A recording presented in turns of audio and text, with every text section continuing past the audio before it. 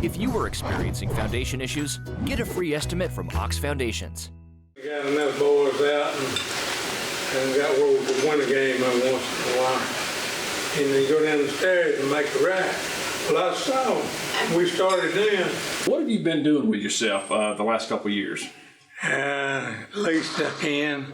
Now, I've got a group of friends, and we get up every morning and walk from used to walk about 4 miles, but we had to cut back on that. But we walk a little bit every morning, except on Sunday, and about an hour, 30 minutes to an hour. Coach, you're talking about how much the sport's changed, and it really has. I mean, what are the big differences between what you could do back then and what the coaches can do nowadays? Well, the main thing is practice time. The state's mandated, and you can practice, but you can't have contact but a couple of days a week. And to me, that would handicap you as far as if you're in a smaller school anyway.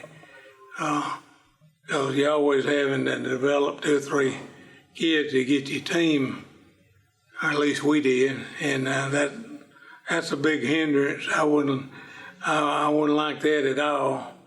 And I hear a lot of people are cheating, but I can't prove that. That's just hearsay. But I can see where you would be tempted to. Coach, what is your best memories coming out of BB Comer? Just the kids.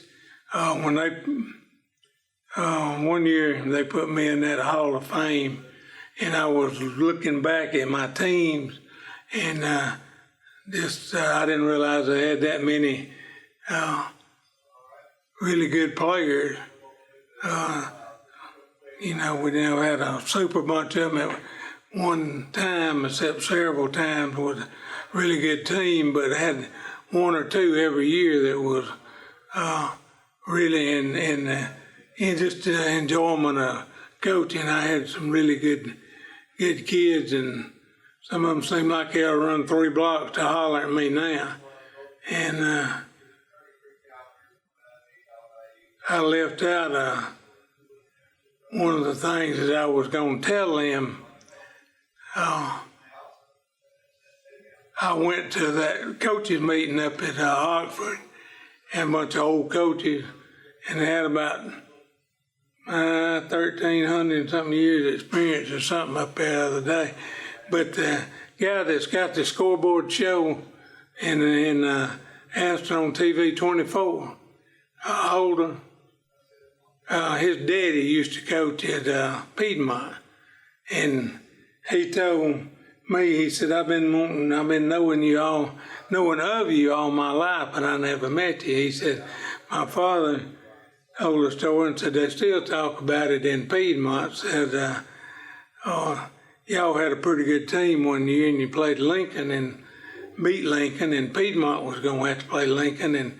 And he said, my father had your film, and he was showing his boys, and he'd just say, watch BB Comer on this play now, watch what they do.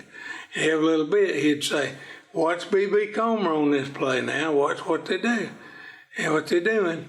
And said there was no boy in the back that played linebacker, it was a little bit slow. Said he raised his hand up and said, Coach, says, what number is that BB Comer? I can't figure him out. And I got a kick out of that. He said they still talking about that in Piedmont up there. But just instance like that, people bring back and seeing the old players, and just brings a joy to your heart.